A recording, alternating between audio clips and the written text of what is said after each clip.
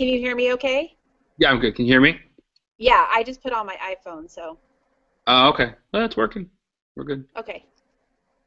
All right. So we're gonna start. Kathleen, stop me from supposed to. So, hi, how you doing? Could Good. you tell us just a little bit about your experience with the Assignment Matters work? Mm-hmm. You just froze though. Can you tell us a little bit about your work with the Assignment Matters work in general? Uh-huh. Well, I have done the writing project for 2 years now. Well, not in a row, but I've done that the invitational summer Okay. invitationals. And so this year in writing project, we really got into the task templates. Um, we had started working with them in a conference where we spent the Saturday creating them. And then we did a presentation in the summer invitational for writing project where we got to talk about how we use them and also how we differentiated the instruction with them. We really got to talk about, because a lot of people were having trouble figuring out how they could fit in and how they could work.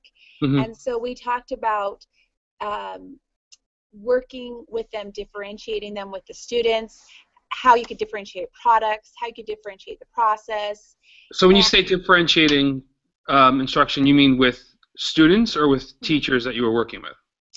with students. And Okay. so really, the first time I worked with it on that all-day Saturday, the Assignments Matter Day, Yep. I feel like half of us we were going in a direction of really understanding how we could get things to look different through this writing process, Mm-hmm. and then the other half were kind of still stuck in the same rut of making it a writing task that still was kind of didn't lend itself to creativity. What do you mean And by? so go ahead. What I mean by creativity, I feel like the biggest thing that I learned on that Saturday was that my product didn't constantly have to be an essay. I've been to a lot of differentiated instruction things, but the task templates really lended themselves to other products or other formats other than the essay, and I was still getting the same material that I needed from the students, where I needed to see, Mhm. did they have an understanding of this character? Did they have an understanding of this? And so I was getting the same information, but through a different, more creative process. What will be some of those other products? What do you mean? For example, I was always doing this really boring essay on separate piece, and I was having them write an essay I about, just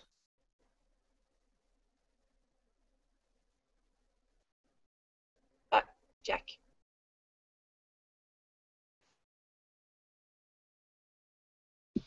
Hopefully he can come back. I know. Is it me? Is it my phone? I don't think so. Okay. Because I don't see you, but I hear you. Yeah, I've turned off my camera. I wonder if we can chat. Yeah, if we can chat, I'm fine.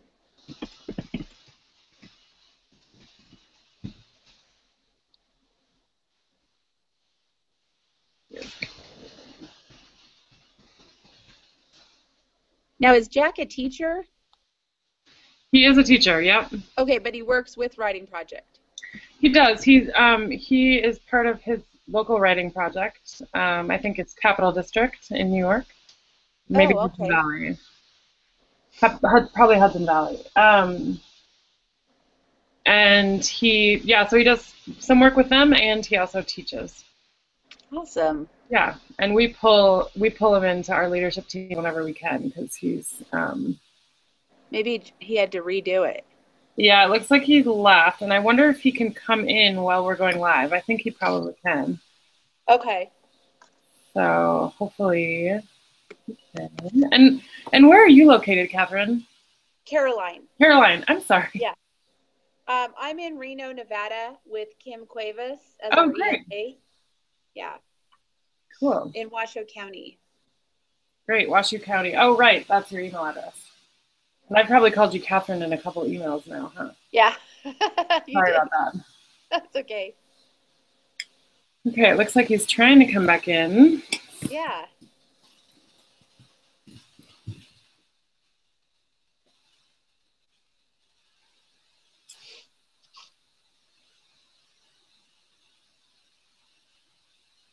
Huh.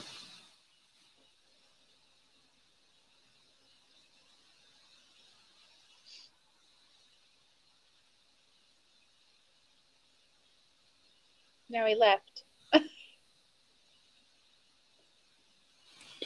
And when did you do your task jam? When did I do my what? When did you do your task jam? Oh, that's what it's called. I kept forgetting what it was called. When was that? I want to say it was early January. Yeah, it was January last year. And then we used the task jam and differentiation for the summer invitation. Not the, what is it? The ISI Institute. Is that what it is? Yeah. Yeah. So another teacher and I, that was kind of like Kim's whole topic of it. And then another teacher and I discussed about how to go about differentiating it and how to look at making it fit, making it work with the standards, because a lot of people were having trouble feeling that it was limited, whereas I don't think it has limitations. In fact, I constantly go to it to word all my writings now, and it makes so much more sense when we all want to get to the same product, or we want to get to the same answers. And I used to just make up these prompts when I was really trying to do one thing and I was getting another, and I didn't realize if it was argumentative or informational or expository, but I constantly go to the prompts now. Oh, that's so cool. Yeah, I do. They help when I write a task. And this is, so the prompts from your jam? Yeah, so from the jam using the LDC template. Is that what you're talking about too, the learning design, right? Mm-hmm. Yeah. Yeah, so when we went to the jam, Kim kind of went over the prompts and how you have to first decide what type of writing you're looking for.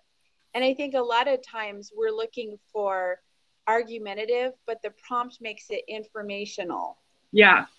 And so I noticed that the more I went to the task templates, I got what I wanted from them. And it was always worded in a way that with the students, it could repeat. So they always knew what I wanted. Whereas when I was making up prompts, it was going in different directions. Yeah.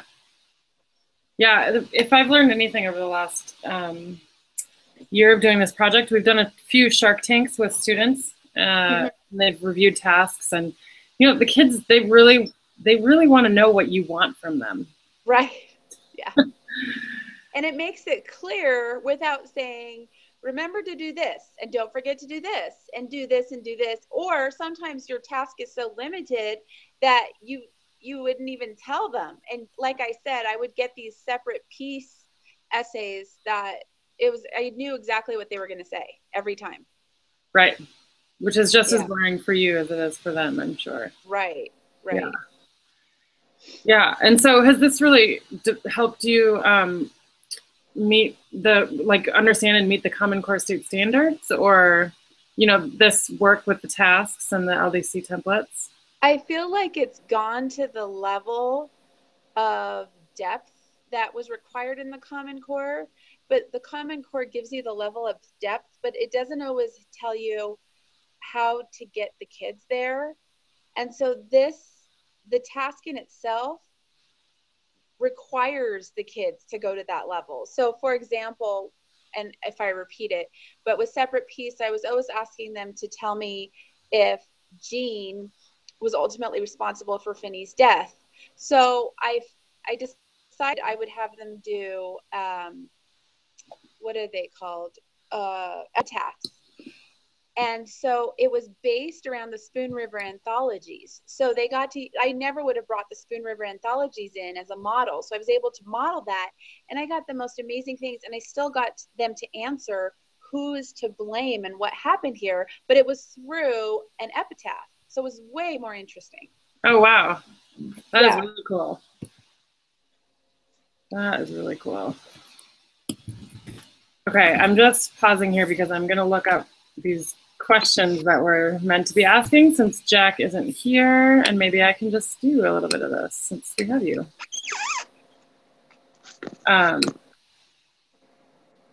Yeah, that's great.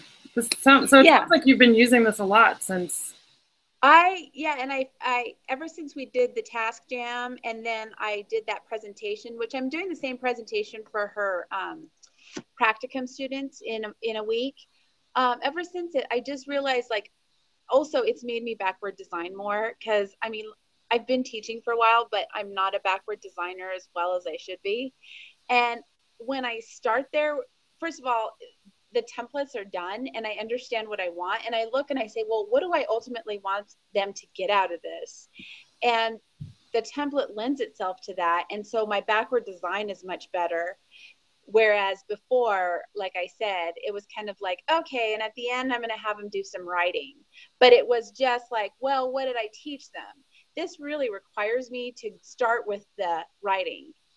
Right. And Cool. it's also nice because I get to talk with them about it while we're doing it. So I say, okay, so at the end of this, we're going to look at something called Spoon River anthologies, and we're going to talk. So I'm able to talk with them about what their writing piece will be. It's not just some added assessment. Yeah. But it becomes more meaningful. Yeah, and scaffolded along the way. It sounds like. Exactly. Yeah. And so have you used the task that you wrote in your task jam in your classroom? I have. So I've used that one, which I haven't put up products. She keeps telling me to, but I saved them all. So I use that one, and then I go to it now where you could just like hashtag Caesar and find things for Caesar. And I already found usually with Caesar, I didn't have writing because I don't really like teaching Caesar, but I've been able to do so much more with loyalty now. And if you typed it in under a hashtag, there was some really good stuff on there. And I've already been able to have them do anticipation pieces with loyalty and question guiding. And so we haven't even started Caesar, but I feel like we're off on a strong foot instead of just starting the play. Whereas usually that's what I would do. And I said, I never did writing because I didn't even know what I wanted. Yep. Okay. And sorry if Jack already asked this, but what were your observations about the quality of student work generated from the task? Mostly depth. And it wasn't so much that they were answering something that I had said, whereas sometimes they would regurgitate in writing. It was depth and understanding, because some of it I didn't necessarily ever look at it that way, considering like the epitaphs. It was really interesting to see some of the things they put on there. And I didn't just go out and say, okay, we're going to do an epitaph. But like I said, are you familiar with the Spoon River anthology? Do you know what that is? Mm-mm. Yeah, I didn't either. So I got it from the girl sitting next to me in the class. It's basically an anthology of this little town called Spoon River. And he looks at all the people on this author, which I can't remember, he's very famous. He looks at all the tombstones in this town and he creates their epitaphs. And all of a sudden, the more you read, the more you realize like who was doing what in this town and who was blaming whom. And you understand like secrets and hypocrisies and lies all through the gravestone. And so the same came out through this epitaph that we did for Separate Piece. And so they really honed in on the underlying pieces of the book. And I don't think there's one right answer, but in an essay, I was always getting one answer. Yeah. Whereas it really branched out doing this epitaph, especially with Spoon River Anthology, because we listened to it and I only had to show them a little, and it's on YouTube. You should watch them perform it because you get this haunting. It's haunting in the fact that it deals with death, but then you get insight into people after they die through this model text, and they did it just like the anthology using the text we used in class. Oh, wow. Cool. Yeah. So it was really, like I said, the depth, the honesty, the lack of regurgitating when I was telling them throughout it, and just new insight into it. Mm-hmm. And do you think there are specific aspects of the task or the instruction that you think contributed to this depth and influenced the quality of the student work? I think using the Spoon River Anthology as a mentor text was really helpful. I never would have gone there. I had never heard of it. And that helped because it aligned with my purpose.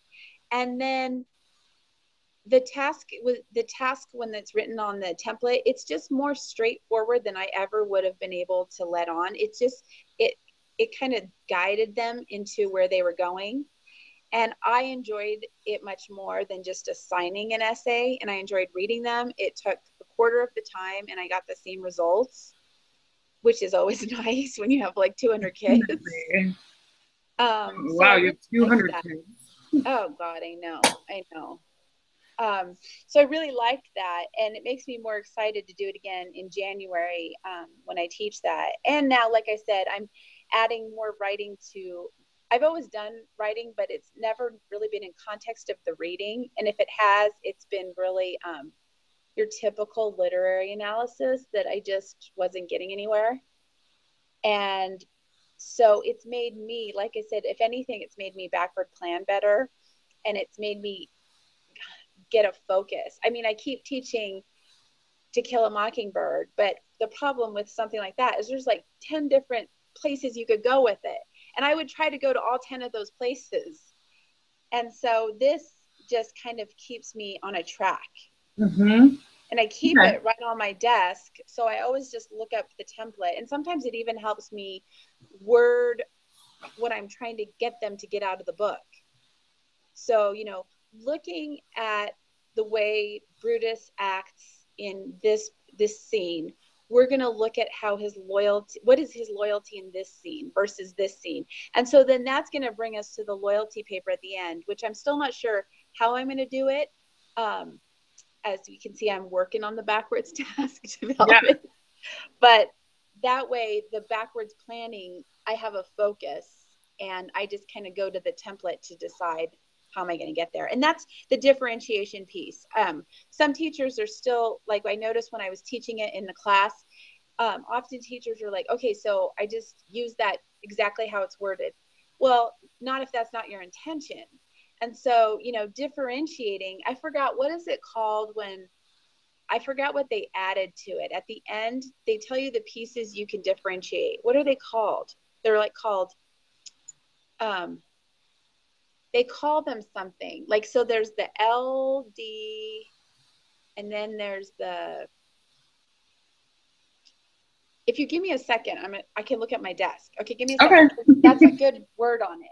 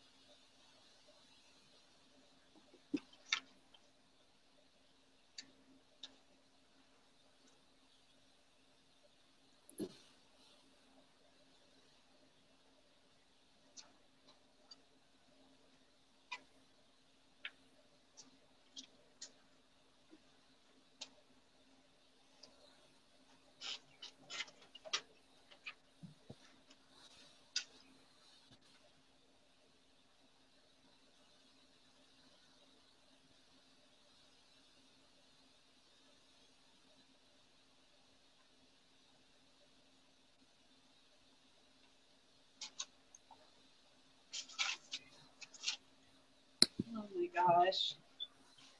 Of course, it's a mess. And my garbage stinks. There's like milk in my garbage and it's not clean. So gross. Let me find it on here. give me a second. What is the learning design? What's the Literacy website? Design Collaborative. That's what I thought. Yeah. Okay, then I'll tell you exactly what it's like. Something so basic. Learning design. Literacy.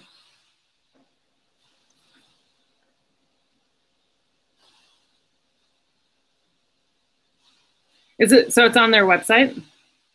Yeah, it should be LD Learning Design Collaborative. Why am I on the blog? Because it's a literacy, it's called Literacy Design. Yeah, so I think I have it. Okay. Resources, here we go, task templates. Task template collection. And then it's going to be really obvious. You're going to be like, oh yeah. Here we go. LDC task template. And they're coming up. I see it on here. Here we go. Demands. I told you it's so easy. The demands. So I think a lot of people get stuck in the idea of the rigor, and that's where I feel like that part kind of gets left to the side, but the demands are really important, and that's where you can differentiate, especially to the higher level. And so, include this, connect this, do this. And that's the part that I really wanted to hone in on, and that helps me too. I'll say honestly, I'm not at the level where I want to be with differentiation, but I have a lot of kids who need more rigor instead of scaffolding, and so that's helping me with them. Yeah. Because sometimes I found like using MLA citation was all they thought about. And I ended up teaching a lesson on MLA citation the whole time. And then I got nothing. And it was still wrong. I feel like going, So, but with some kids, they get that you can just go MLA citation of a book and figure it out in a second, but other kids, it's like a process that you can't even go there when you're asking them to, do this literary task. Yeah. So that's where I think the demands have really helped. And that's where my friend and I went into explaining that with the teachers and how it goes about. And I want to use the rubrics because I keep telling myself I need to be consistent with the rubrics. So I've been using the Smarter Balanced rubrics, but they're just all over the place. Mm. And so one of my goals is to start using the rubric more, so that I can have one thing. And that's the thing that I like about this too. When you have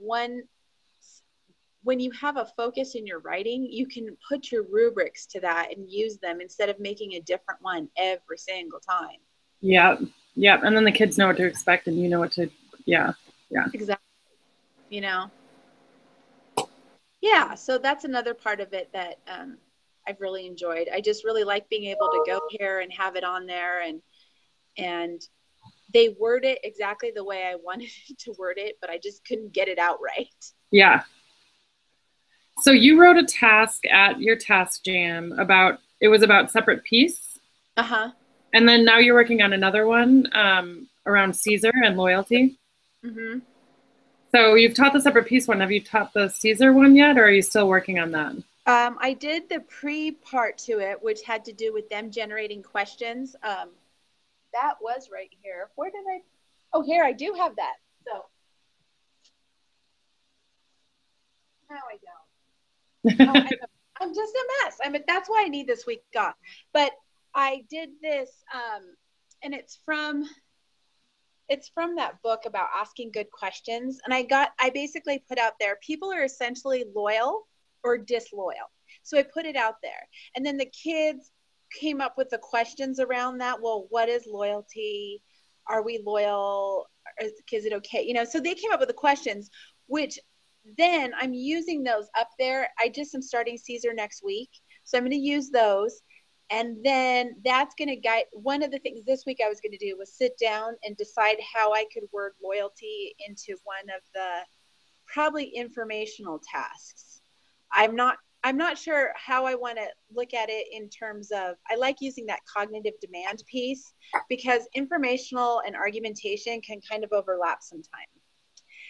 And so I want to figure out, what am I looking for? Am I looking for an analysis, a comparison, a cause effect? And so that helps me too in the demand piece of all of this. So I understand what it is I'm getting them to write. Because sometimes I'm looking for something argumentational or argument, and then it becomes informational, and that's not where I was going.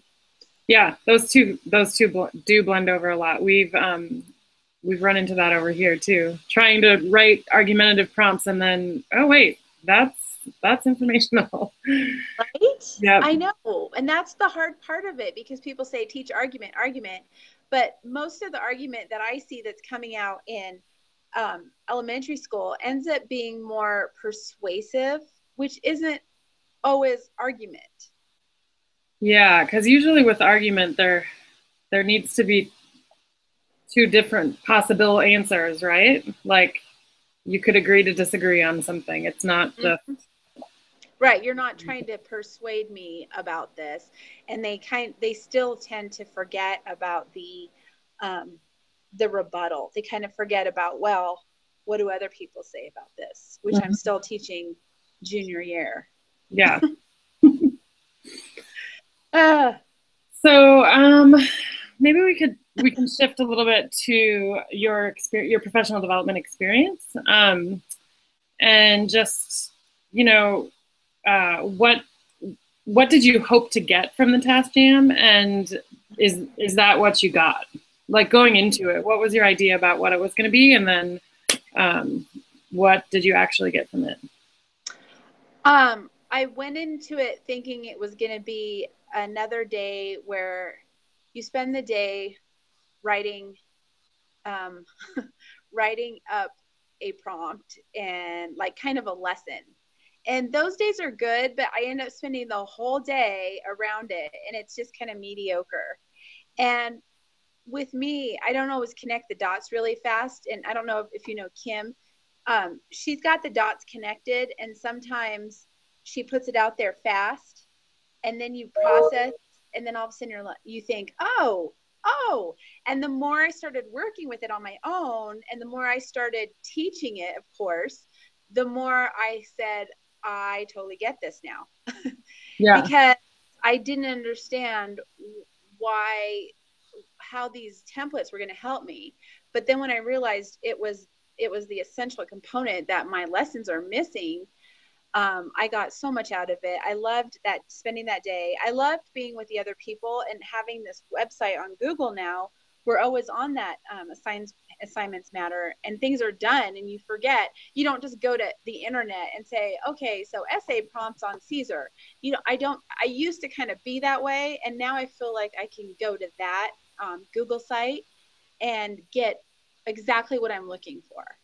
And so are you talking about the Google community for Assignments Matter, or the LDC website? I'm talking about the Google tasks, Assignments Matter on Google, where I don't know what you'd call it, but it's kind of like a group. Yeah, it's like it's a community.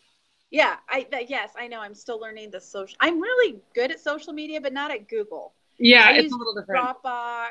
I use all that. So Google's kind of like, okay, so you're on that community, and it's Assignments Matter, and then you kind of hashtag all your things, and so then whatever I'm looking for, it always seems to be right there. Someone's done it. Wow, that's so great. So you've been using it as a resource. Oh yeah. That's so in fact, I think when the fewer resources I have, the better I do. When you give me a million resources, I hate that, because I'm already like this. So I like to focus. I'm not very good at focusing, but I feel like it gives me a focus and a purpose. Yeah. Yeah. So I love that resource. I use it I use it and go to it and find things on there. Don't use Google as much as I'd like to, but it saves me time, energy, and thought process from going to the internet for resources. Mm-hmm. Yeah. Yeah. Great. I love it. So I don't know if I'm missing out. Is there one for the design task templates? Is there one for that too on Google? Well, I think that the LDC has like a task bank. Oh, they I do? Okay. think so. I'll have to look Um, that.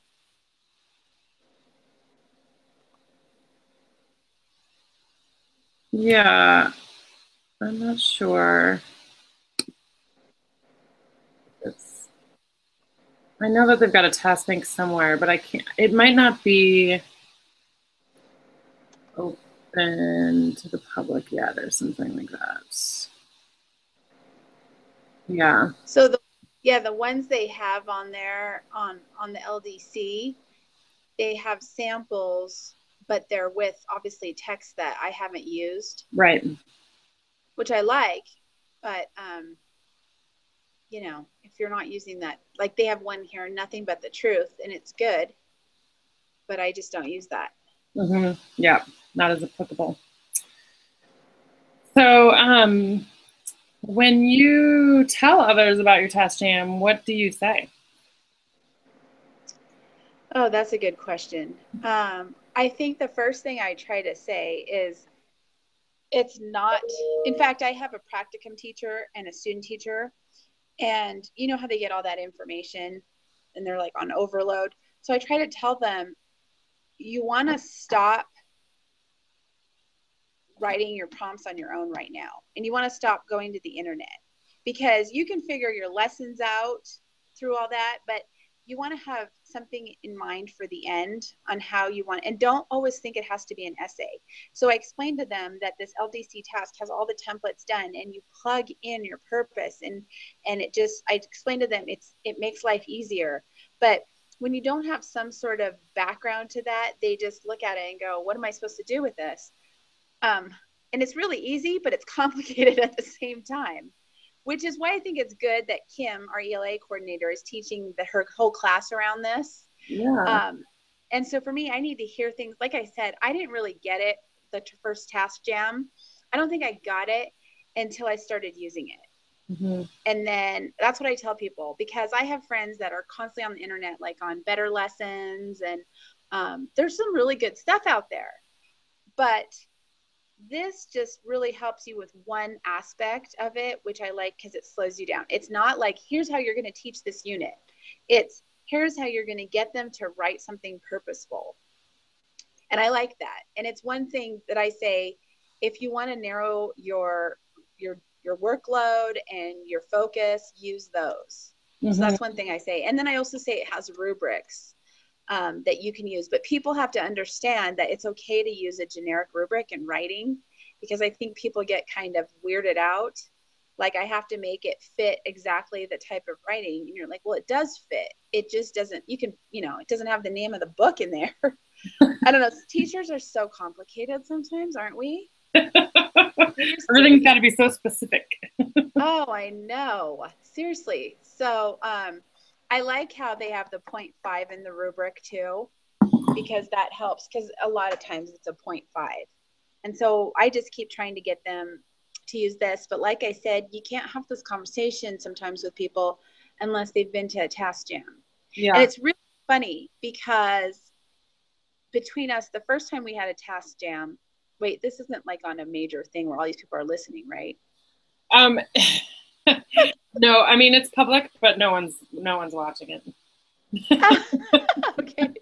Well, the first time we were on a task jam, so she had invited like 40 of us. And it's funny when she invites people, because she's trying to make you sound like you're smart to, you're like in the right direction, but people get offended. So she only invited like some people at her school because there's no room. And so people got really offended at her. And so it was kind of funny. But then they got invited the second time. So it's just funny how it all works, because there are some people who I do not think are ready for this. It's really not a big deal, but their minds are not ready for this, because they're barely the Common Core. And there's some people that can go with this and, roll with it. So it's just kind of funny. You want to have the same group, because the girl I was working with, she works here and we think the same. Whereas the other table, one of the things is you give feedback, and the other table just constantly kept saying, write an essay, you'll support this in an essay. Write an essay. It's like, why do you keep doing that? Yeah. Because people don't write essays like you think we do. So that part was kind of funny. Yeah, it's interesting. It's interesting. We've been doing a program with science, middle school science teachers. Oh yeah. And we'll have all these brainstorming sessions where the product doesn't have to be a paper. It could be a poster. It can be this. It can be this. It can be this. And everybody's so excited. Oh, it could be a video. And then they sit down and write their tasks, and it's all like, write an essay about. Right. Because there's science, and then they say, well, I can't grade this writing, or science isn't supposed to be creative, because if it is, it's like, pretend you're a leaf. I mean, really? That's authentic. Yeah. Yeah, but it's really interesting because I also recently went to a retreat or an urban sites conference, and I went on the writing marathon. I'd never done that before, but you go around and you write just like spontaneously. And I'm not a writer. I was a chemistry major. And but I decided to do this because I haven't really written in years, and except for a logistical email. Right. So at the end of the day, I started reading what I'd written, and it was a bunch of like whatever, but it was all like 5-paragraph essays. Like every single piece of writing that I wrote was a 5-paragraph essay. And I don't remember being taught the 5-paragraph essay, but I must have been, because that's how I write. It's so weird. I know, but at least so you're aware of it. I know. It's like, I better practice some more writing, so I'm not always writing in a 5-paragraph essay. There is a really good book I'm reading right now called Creative is a Verb, or Life is a Verb. She wrote 2, but it's all about just like how, we say we're not writers. I'm not a writer, because it has to be like some official thing. And she just talks to you about writing and how you just put the word. It's just really good because it's in these little snippets. It's 37 days of writing, but she doesn't give you a prompt. She just explains the things in life that where we are writers. But she's neat. It's creative is a verb, and life is a verb. All right, we'll write that down. Yeah, do, because she's awesome. I've just been reading her and I love it. And you can read it like nonfiction, so it doesn't have to be from the beginning, because I don't like to read stuff like that. Like, I hate books where you have to read the whole thing to get the essence. You could just like pick a page and get a whole just like new meaning in life. Wow, cool. Yeah. Exciting. So well, I think that's what I'm gonna have to do is go find information on loyalty on the task templates and see where I want them to go. So if you come across any ideas, please feel free to email me. I'm gonna be working on it this week. Yeah, cool. It's so exciting. Yeah. Sounds like you've really gone a long way with this work. Yeah. If it makes my life easier, I go with it. Totally. And did you work with the writing project before you did this Task Jam, or was this Summer Institute your first time? No, it was my second. I did it about 8 years ago. Oh, wow. Loved it. And then so I joined it again. And now I just love it. I've worked with Kim a lot. I go to the writing project scoring sessions. I love those, things like that. Cool. Yeah. Okay, so let me see. I think we have covered pretty much all the stuff that I wanted to ask. I just wanted to make sure, and I missed a little. I was doing other work when Jack was talking to you earlier. Did he ask you about how your Task Jam supported or changed your thinking about the Common Core state standards? By any chance? I don't think so, because we were just getting to the separate piece. Oh, okay. So how it changed my understanding? Yeah, supported or changed your thinking about the Common Core state standards? It's just kind of pieced the thinking part together of Common Core. So how am I going to get them to this? I feel like it's a roadmap almost, and you can figure out where you're going with this using this template, and just having that backup of people that have like a common language. That's one of the things I like about the Common Core is common focus, common language, and now we have like a common writing. And if we could just kind of mesh more like that more often, so it's not like, well, my district does this, and in my district, da da da da da. It's like, I feel like we can all talk and work together. Like I could talk to someone from New York and say, well, you know, I really like argumentation, task A3. How do you think this could da da da? Where not like we're like totally, we act like we're on different planets, you know? Ugh. Yeah, the language does change so much depending on the standards that you're using and the rubrics and the testing and all of that. Exactly. And I like it because it's, you know, it's based off of the Common Core. It's not like, oh, here's this that's going to work and it meets the Common Core. It's like they started with the Common Core and said, what is the Common Core asking kids to do? And then it comes out into the templates. So do you see your task that you created? Did you think that really meets up with the Common Core standards?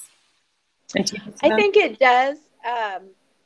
I think it definitely does. Not necessarily always summative. Sometimes it might be like formative, and it might be kind of giving me direction. So it doesn't always have to be a summative. Plus, sometimes I think it can be worked into like a discussion piece or Socratic seminar instead of just a product of writing. Definitely. So I like that part of it too. Yeah, yeah. That's what really appeals to me about the Common Core State Standards is that there's so much about the process and the discussion and the class time that it's not all about the product. I just really like that. But not everybody's still seeing that. You know what I mean? There's a lot of people that are not changing that. Yeah. Yeah. Well, things happen slowly. And then things happen slowly. Okay. Well, is there anything else you feel a burning desire to share with us today? I think that's it.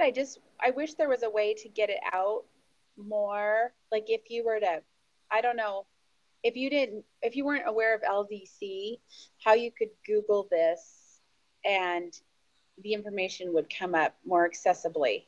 Yeah. That's a good question. So teachers are like, oh, what is this? And they understand where you're coming from and what this is and, you know, how it all works. So if there were a way, it would be nice if it would come up more often for teachers who are always Googling. Okay. All right. Yeah. That's good advice for us. Yeah. Exactly. Cool. So yeah, I'm sorry I was late today. Oh, it's fine. I'm sorry that it was me interviewing you and not Jack. That's okay. I hope you got some things maybe you could write. Oh, yeah. Okay. For sure. And thanks for taking time out. I know it must have seemed random for me to email you because, you know, who's this person emailing me, asking me for an interview? So I really appreciate you taking time out and talking to us today. Yeah. No, I get it. And anytime, you know, if it's something that I feel passionate about, I love talking about it. So, and like I said, sometimes I need all the points to be like very directed, and it took me like 4 times to understand what this was, but I feel really good about it now. That is great news. Yeah. I love it. I love it. Yeah. Well, thank you so much, Caroline. Okay. And you have a great rest of your day. I will. Thank you. Yeah, you have the week off? Yes.